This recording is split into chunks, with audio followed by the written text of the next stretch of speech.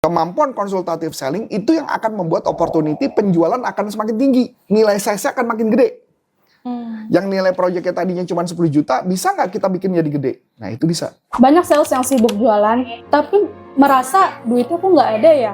Nah, udah capek bertahun-tahun tapi nggak capai target. Sebenarnya apa sih yang salah? Gimana sih cara mempercepat siklus penjualan agar target cepat tercapai? Langsung kita bedah dengan Coach Arif di video ini ya.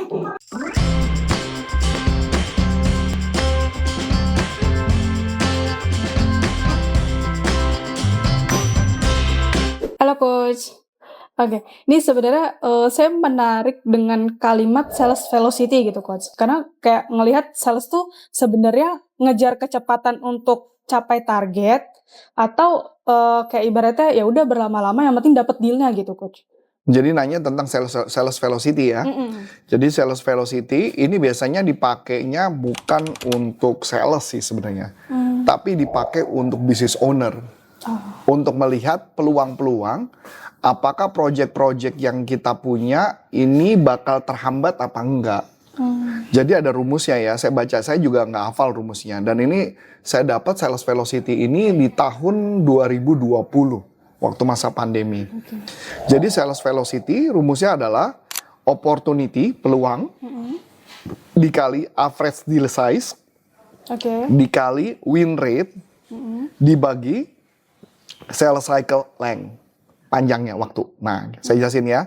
Jadi peluang dikali rata-rata deal, berapa besar dealnya, dikali win rate, dibagi sales cycle length atau siklus penjualan selama ini kalau jualan berapa lama. Saya kasih contoh. Misalkan contoh ketika saya mau jualan, saya melihat peluang ada berapa persen peluang kemungkinan saya bisa closing opportunity. Itu opportunity. Misalnya saya ada satu project, kita masuk ke key account manager, key account, saya akan lihat ada peluang nggak saya menang di project ini. Gitu ya. Jadi kalau ada peluang, berarti misalkan peluangnya katakanlah 50-50. Oke, peluang 50-50. Kemudian dikali average deal size.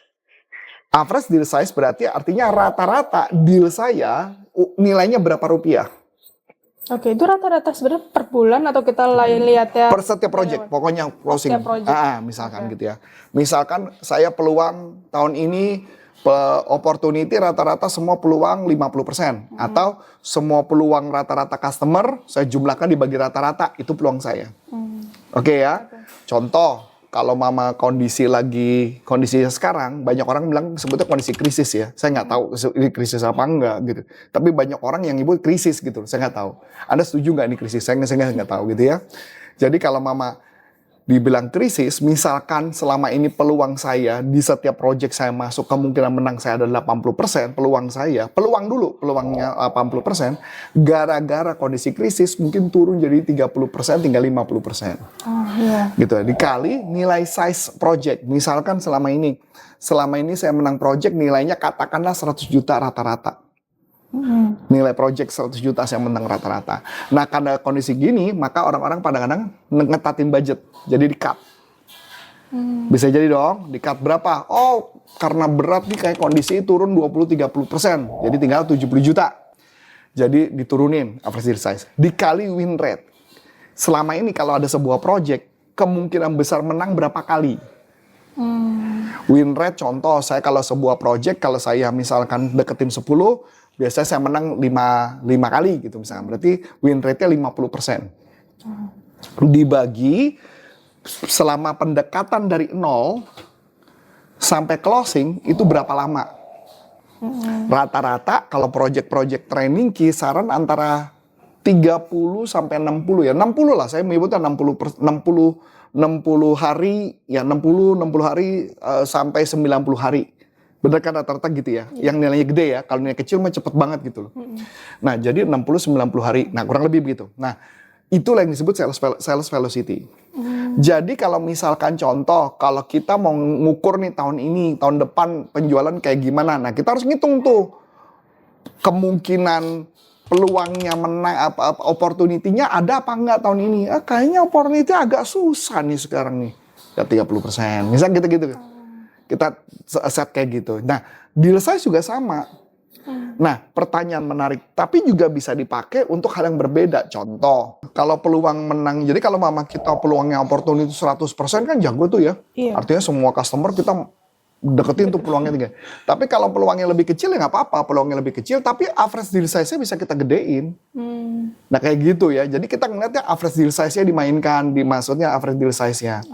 Nah kayak gitu, dikali dengan win rate. Nah itu rumusnya sales velocity. Jadi kalau mama kita mau jualan, itu kita udah bisa merangkum tahun depan kita akan peluangnya seperti apa, kesempatan ke depannya seperti apa, itu udah bisa dilihat. Kayak gitu gambarannya.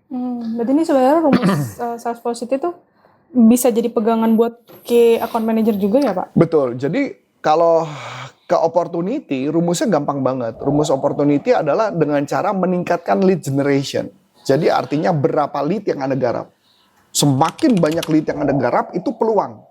Oke, berarti sebenarnya tadi udah nge-share opportunity-nya 30%. 30% berarti kan market sepi itu. Nah Karena itu ya, kan terlalu kecil. Iya. Kalau mau omset gede berarti apa? opportunity-nya lebih tinggi. Lead-nya digedein. Iya. Lead generation-nya digedein. Oh. Peluangnya digedein dong. Oke. Misal kamu nelfon selama ini sehari cuma 1. Supaya gede, peluangnya dinaikin jadi 5 gitu misalnya. Itu lead generation-nya. Ya. Kalau average deal size, rumusnya apa? Gampang. Kalau average deal size adalah rumusnya teknik konsultatif selling. Kemampuan konsultatif selling itu yang akan membuat opportunity penjualan akan semakin tinggi. Nilai size-nya akan makin gede. Yang nilai proyeknya tadinya cuma 10 juta, bisa nggak kita bikin jadi gede? Nah itu bisa. Karena tadi kan pakai pendekatan konsultatif. Betul. Kita tahu sebenarnya kebutuhan dalamnya itu seperti apa. Jadi kayak customize ke kitanya tuh lebih tinggi gitu nggak sih Coach? Betul. Okay. Nah kalau win rate kan berarti kemampuan apa? Handling objection dan closing. Itu aja yang dimainkan rumusnya.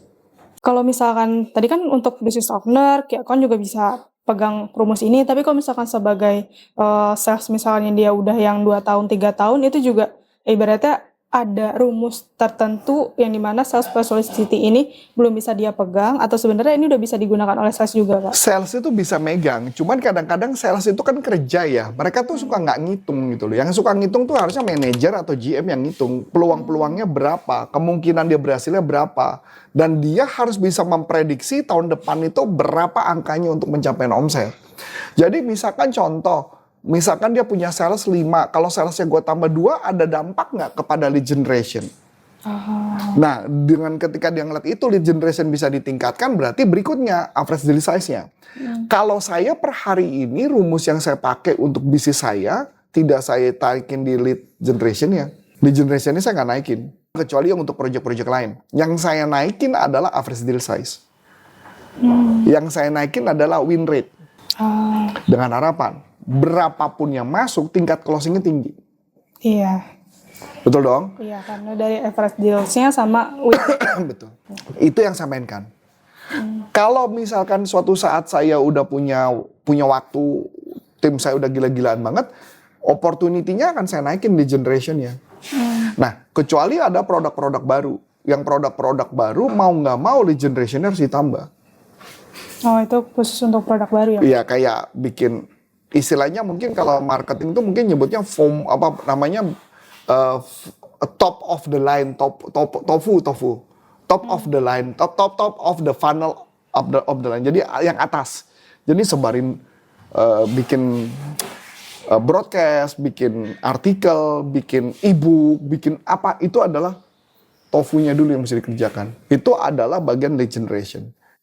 Oh, itu yang ibaratnya masuk nanti buat ke opportunity. Betul. Kalau public seminar pasti lead generation harus ditingkatkan.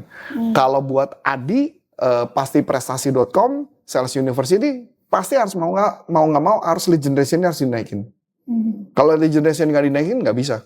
Karena itu tergantung ke peluangnya. Betul. Generationnya. Betul. Oke, Coach. Kalau misalkan terkait yang opportunity tadi, kan ibaratnya kalau lagi di masa krisis berarti kita bisa turunin gitu ya Coach ya. Sebenarnya kalau misalkan bukan bisa diturunin, akan turun dengan sendirinya. Oh, jadi bukan kita yang nurunin. Jadi semua orang customer di mana-mana seorang sales pasti pengen achieve target. Tapi pada saat kondisi krisis itu kan turun dengan sendirinya. Bisa dilihat dengan gampang. Paling gampang nanti adalah inflasi. Kalau inflasinya berapa, dari situ kita udah bisa ngitung berapa turunnya. Oh, berarti dari... Tapi sebagai saya seorang sales coach, saya tidak akan pernah melihat pusing tentang lead generation. Saya fokusnya adalah justru fokusnya di bagian average deal size yang saya gedein gitu loh. Saya lebih fokusnya di win rate-nya yang saya pentingin gitu loh.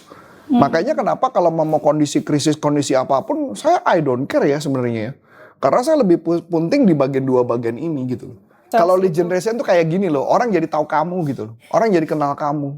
Tapi belum tentu ke konversi ke Belum tentu customer. konversi, tapi minimal kenal. Oh, Kalau yang udah di dalam kan, maksudnya gini loh, customer kamu udah punya customer nih. Kalau misalkan kita main corporate nih ya, customernya kan udah ada nih, udah kenal nih. Ya udah garap aja, kejar aja, konsultatif, pakai metode handling objection atau closing, hajar di situ pasti bisa tingkat closingnya akan tinggi. Jadi nggak usah dicape-capein gitu loh. Kalau memang kita mainnya ke B2B gitu ya. Kalau mainnya ke B2C ya mau nggak mau harus dinaikin gitu loh. Lead generation-nya harus dinaikin, nggak ada rumus. oh iya karena ke customer. Semakin orang banyak tahu tentang kamu akan semakin bagus. Itu kan konsepnya lead generation. Itu gambaran. Oke, udah nangkep. Oke teman-teman, kalau misalnya teman-teman ada pertanyaan langsung aja tulis di kolom komentar. Kalau teman-teman mau join dalam grup WhatsApp diskusi bareng dengan Coach Arif, langsung aja klik link yang ada di deskripsi ya. Mungkin cukup sekian dari aku Aulia. Dan saya Coach Antoni, saya mengucapkan terima kasih, sukses buat Anda, sampai jumpa, salam performance, bye-bye.